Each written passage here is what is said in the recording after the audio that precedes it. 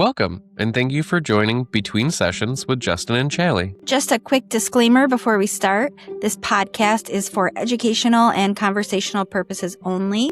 It's not intended to replace therapy, counseling, or professional mental health care. We are sharing lived experiences and reflections, not prescriptions, and we encourage our listeners to seek professional guidance when needed. Hi, everyone. Welcome back. Thank you guys for joining this week. We have a topic in review. So about a year ago, a little under a year, we covered the topic of people pleasing. So today we're going to check back in and see how it has changed, how maybe it hasn't changed, where there's still room for improvement. But for us, I think this was one of the most impactful episodes because it really allowed us to see kind of where we fall with this in a vulnerable and open space to be able to talk about it. I know this is an area that I've done so much work in over the past year, but still have so much work to do. Yeah, I feel like I've had a lot of growth in this area over the last year, both personally and professionally. I appreciate you bringing that part up. Right. Mhm. Okay. Because, and I feel like when we originally recorded the people pleasing episode, it really brought attention to how we are people pleasing without even maybe noticing that that's what it is. But yeah, in my personal life, like I'm not people pleasing. Like I am hard. I don't care. Like if you're not good for me and my mental health, like you're not hanging around. I have no desire. I don't know. Maybe I've become like stone cold over the last year, but not really. I've been much more protective of my own mental health, and people pleasing is exhausting and draining, and it takes a lot out of you. So I feel like I've really developed the mentality of if you want to be in my life, you can make the efforts to do so, but I'm not going to like go out of my way and beg anybody to be here. And this is different because like right now there's the buzzwords going around and everybody's like cutting off family for like the minor inconvenience. This is beyond that. This is when there is repeated action that is either disrespectful, disregarding boundaries, or just lacking putting in effort. So like the people pleasing goes beyond just like the minor inconvenience that someone said something we didn't like. That's not why we're cutting people off. It is because someone is continuously demonstrating a pattern that is not healthy for us in our life. And also, like, I'm not cutting people off so much as I'm cutting off being the only one making an effort. Ooh. So like, I still have so much love for people, but it's just emotionally draining for me to pour all of myself into someone to have it not reciprocated at all. So I'm not cutting people. I've cut people off this past year, but in general, I'm not cutting people off if they, are going through stuff. I'm not putting as much energy into it because it's not good for me and my mental health. But I'm still here. If you want to pop back in and say hello, like, still here. I know for me thinking about this, like, it's not malicious. It's not like a haha. You're not there anymore. I wasn't getting the same out of it. And it got to a point that it was taking more from me than what was healthy for me. And prioritizing self has been something I've always struggled with. But I notice now, again, still room for improvement, but I notice now that I can put more meaningful effort in the areas that are fulfilling for me when I'm not putting 100% effort in everywhere else that's not fulfilling. Okay. So then I can show up better in those relationships. Even if it's someone who is putting in less effort, I can show up more authentically there because I'm not spread so thin everywhere else. Yes, I love that. Okay. So like if I'm like constantly texting someone to try to get together and it's just like a one-way thing, it's exhausting, but it hurts. Every time I send a text message and don't get a reply, like, it hurts a little bit. So to take a step back and be like, all right, I'm going to take a step back. I'm going to wait for you to do what you got to do, but I'm here. It's like freeing almost. Like I'm not cutting anybody off, but it's freeing. Like I'm just going to, do my own thing and see what happens. Something I heard out of that was that you're letting people kind of be them and live their life, where I know for me, so often I would shoot that text, not get a response, and I'd come up with 55 reasons in my head why it was my fault. Odds are it had nothing to do with me. It literally had nothing to do with me. They're busy, life shows up, kids, work, all this, that, and the other. But it was renting so much mental space that I was taking ownership of it. I was taking it personally. Yes. Which was not healthy. it didn't help them because then I'm like building resentment that like could not even be true.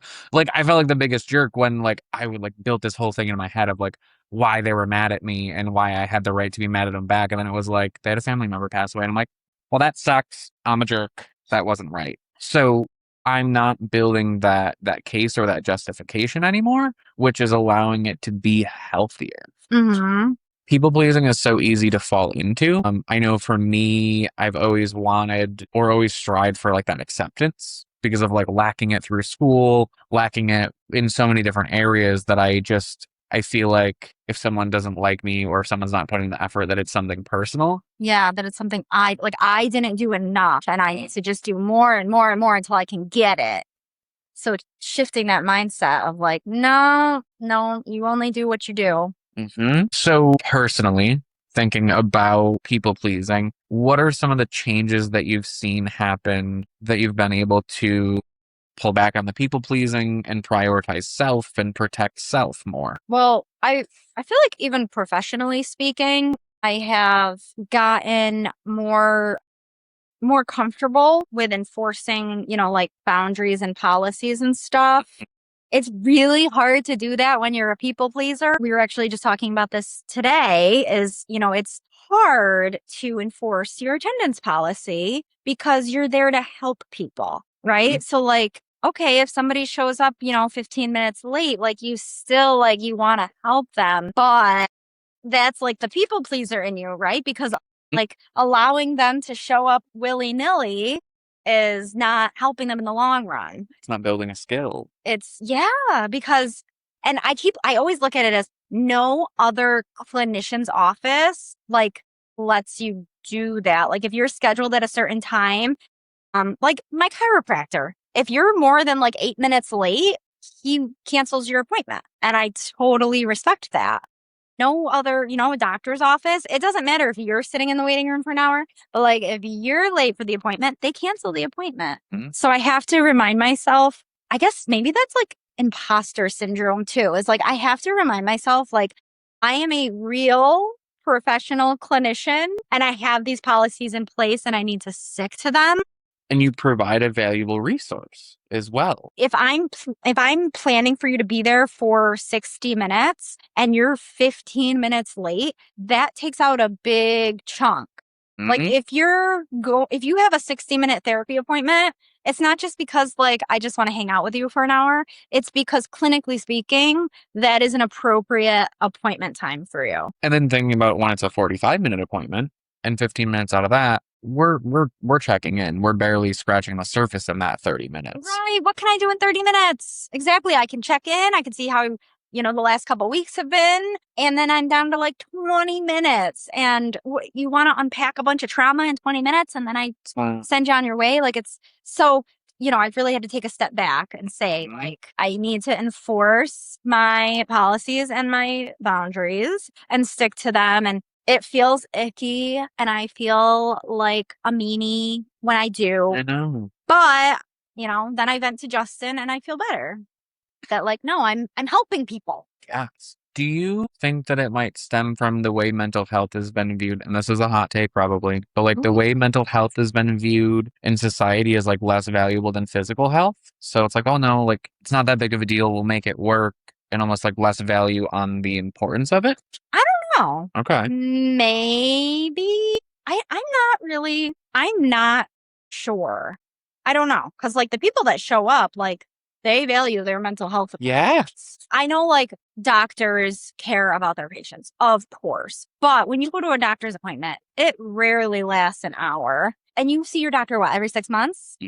Okay. These are people that I'm seeing like weekly or bi-weekly for 45 minutes to an hour. I am learning everything about what is in their heart. And I feel like that's what makes it difficult to stick to the boundaries is because like I know this person like needs to be at therapy and like I just feel so bad saying I'm sorry but you're too late past your appointment time. I can't see you now because I genuinely care. So not the doctor. I'm not saying doctors please don't come for me if you're a PCP. Like my doctor cares about me. I'm just saying like. And I know for me, I can so relate to that of like, especially if it's like we plan to pick up on the next session and I know and I've been like thinking about what we were going to talk about and then they're late or they something comes up and aren't able to show up. I'm like, ah, I know you really wanted to talk about this. Like I know this is so pressing to you. So then to be like, well, I'm not going to do it. Like it feels so icky. Right. Mhm. I know for me working in substance use for so long, there was almost less of a value put on those appointments because so many times it was either mandated or people didn't want to do it. But once they got in the session, they're loving it and they're doing it. But there were so many barriers to get there that there was less priority put on it, I feel like. And people would cancel appointments because they had a doctor's appointment or they had something else going on. And I think just in society's view at times, there's less emphasis put on like the wellness of mental health versus physical health. So it's easier to cancel or easier to be late because it's like just viewed as not as big of a deal when it really is. Mhm. And that is a task for a different day to tackle, but slowly but surely kind of challenging that stigma of the importance of the connection between mental health and physical health. But up until the past probably few years, like mental health has not been as much of a priority, and sometimes even almost joked about. So there being potentially less value. And I know for me, people wanting to engage, it's so many steps to get there too. It's such a hard thing to do that I don't want to cancel that appointment. Who knows what it took for you to get here, the courage that it took for you to make the appointment. Yeah. Yep. So I think in the thought of people pleasing, like must definition right there of like taking into account all of the other things that the other person has going on and then it being at like a loss or a deficit to self. Yeah. Can I just take a pause and say, I hope everybody watching can see the light that is happening throughout this whole episode because the light above Justin keeps going off and on. And I don't know. He says it's the air conditioner, but it might be the ghost. I don't know. But just so you know, if you're wondering about the lighting, we know what's happening. We're ignoring it. Yep. Because we're people pleasing you. We don't want to. We don't want to be distracted. Okay. So people pleasing for me. Yes. How has it changed for you over the last year? Because you've had big So changes. Going from a student to a clinician in a year is wild. So, yes. when we made this last episode about people pleasing, I was in such a different place. I was a student, I was an intern. I definitely like valued myself less. So I didn't prioritize me. So thinking about that, it has changed so dramatically. Obviously, still so much work, but like I view myself as like being valuable now, which was something that I didn't really like see value in that before because I think so much in like the student role, didn't really know what I was doing, feeling that imposter syndrome, didn't really think that I should be doing what I was doing. So I was always people pleasing with family, with friends, with employment, just in every area. And like it got exhausting. It got so exhausting. So to be in employment where I feel valued, to be in healthy relationships and being able to put appropriate time into the relationships that are meaningful, I feel like I'm receiving something back because I'm showing up authentically now. And I'm allowing myself to like be loved and to be valued because I'm viewing that of myself now where I wasn't before. So I discounted that. Yes. Yeah. Setting boundaries. I still struggle with the employment piece, kind of like how we just talked about. Like, I don't want to cancel a session. I don't want to do that. I want to accommodate everybody's schedule. Feel like I want to work until midnight if it would help someone be able to make it to an appointment. Not realistic because then I can't show up well for the other people. Yeah. That's like, What about having to cancel, like you having to cancel an appointment? I like crawled on my skin when that happened. So, our bougie dog Willow, her back legs decided to not work for a day, and I had to take her to the vet. But I had to cancel someone's appointment, and that was the first time I did that, and it was so. Really? Yep. Oh my gosh. About it, yeah. First time that I had to cancel someone last minute. Like I had maybe canceled like and rescheduled, but this was just like 20 minutes before. I'm so sorry that I have to cancel this appointment. Family emergency came up. 2 points with the employment piece of it, like got the A-OK and was like, no, like you got to take care of family. I was like, whoa, that's weird. I thought I was gonna have to justify. Like I had a whole spiel written out that to justify it, and I was like, no, that's okay. No, That's weird. so funny because I've had the same thing where I have been like if my son is sick, I'm sick, and I have to like justify it, like not just say like, hey, I'm not feeling good. Like I feel like I need to text my boss and be like, A whole paragraph. here's everything that's wrong, so you can know every little detail about the stomach bug that I'm currently experiencing. I won't flush the toilet so you can see.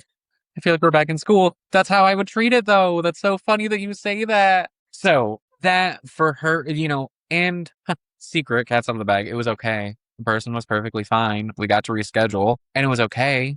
But I felt so terrible. I felt like I was just like not doing what I should do. But it turned out I was able to show up better for the appointments after that because that wasn't on my mind. I wasn't stressing and figuring out how I was going to make it work when I would be able to take her to the vet, So I was able to do that, take care of the situation in the moment and not let it affect or like flow into other things and not show up well. And I never thought about that. I always before would have just like kept it pushing and be like, I'll deal with it afterwards, but then like I'm not present during those following sessions. Mhm. That's not helping anybody. Like Mhm.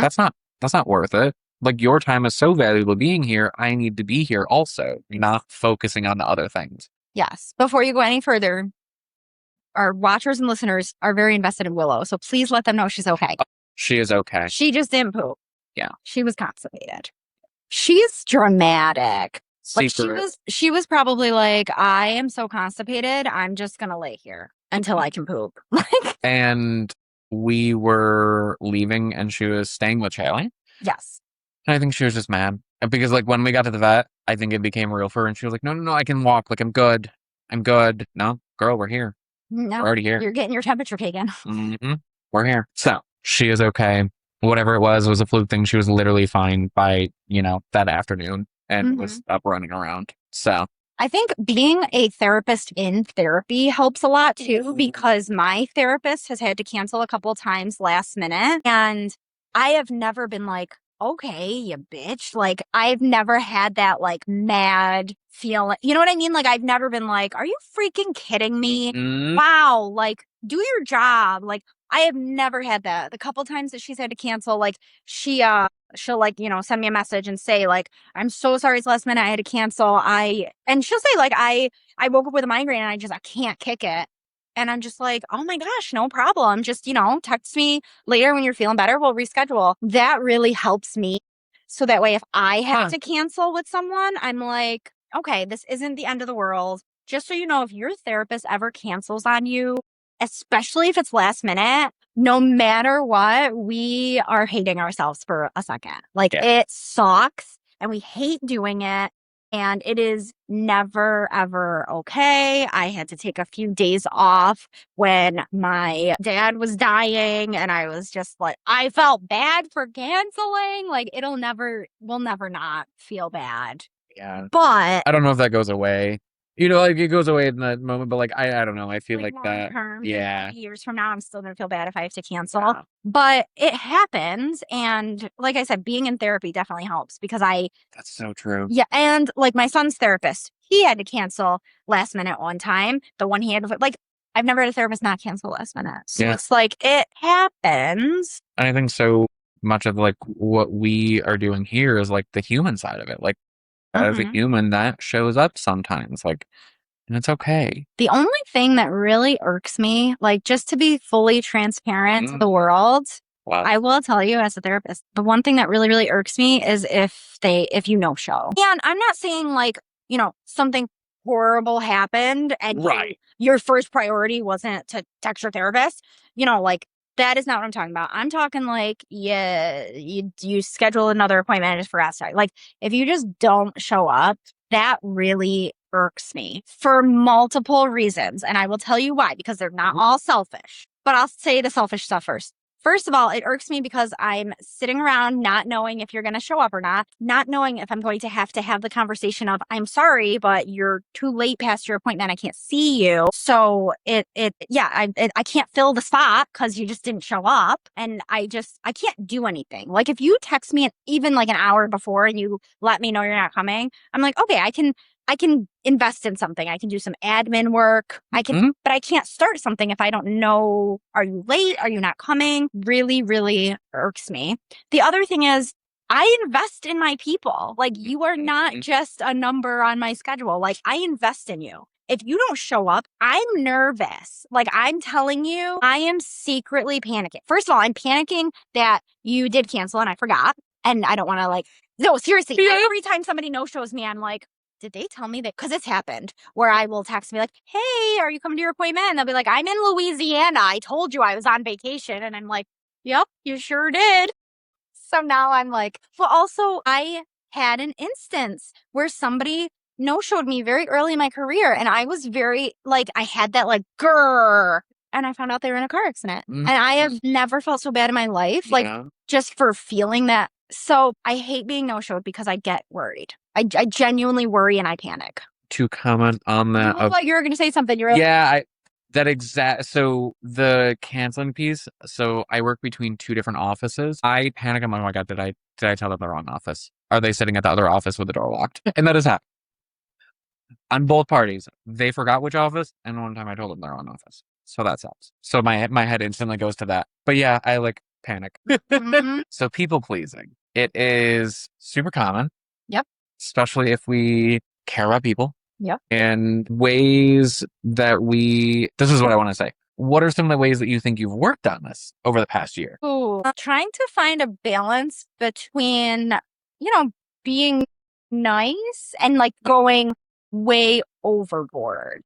So Mhm. trying to find a balance because I don't want to just be like, no, end of story. No. So finding a good balance is what I've been working on. Yeah. And I think for me, it's really been finding or giving myself some grace. Like just because maybe it didn't work one time doesn't mean it will not work forever. And like viewing that failure in it as opportunity, like, okay, that's what I need to change a little bit. Okay, this didn't work out this time. I can be a little bit more firm this time and it's going to be okay. Or a little too harsh this time, which is not always often not the case. But being able to kind of bring that back down of, okay, this is what will work. This is what I meant by it. So my intention and impact can align. Yes, yes. Okay. Also, checking in with self, like checking in with myself of what is working, where I'm feeling drained or what areas I'm feeling drained in, and Mhm. having that like honest conversation and not let it just be people pleasing and it be like, oh, no, like I'm fine. I don't really need that.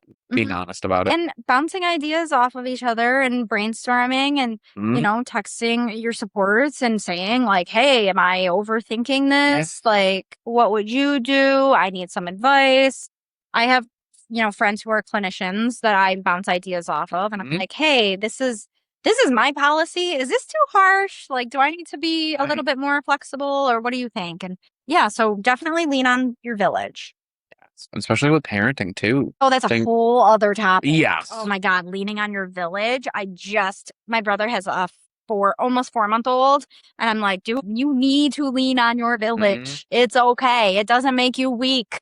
No, because that's where people pleasing, like you always or often want to like please the kids, and like there's only so much we can do. And again, whole different topic to go into it on, but like I couldn't imagine having the same people pleasing tendencies while wanting to show up for kids. And like I would always put myself on the back burner, and then that's exhausting. Then you don't get to show up well. Mm-hmm. Yeah. Okay. So people pleasing. People pleasing. Please share any ways that maybe you've seen yourself people please and if you've been able to work on this at all or areas that you want to work on. Ooh, yeah. Thank you guys for tuning in. We will see you next week. Thank you. Bye.